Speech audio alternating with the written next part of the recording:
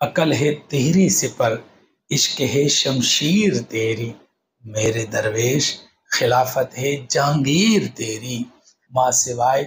اللہ کے لیے ہے آگ ہے تکبیر تیری، تو مسلمان ہو تو تدبیر ہے تقدیر تیری،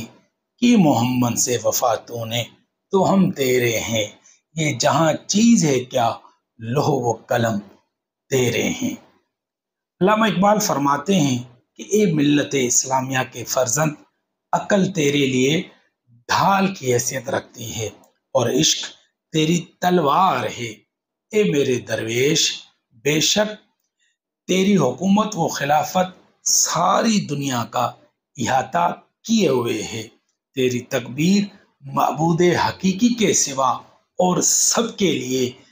آگ کی حیثیت رکھتی ہے۔ اگر تو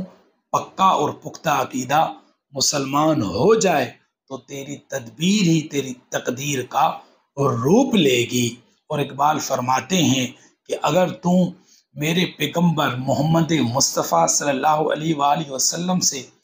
وفا کرے گا، اس کی پیروی کرے گا، اس سے محبت کرے گا، تو یہ لوح و قلم تیرے ہاتھ میں ہے۔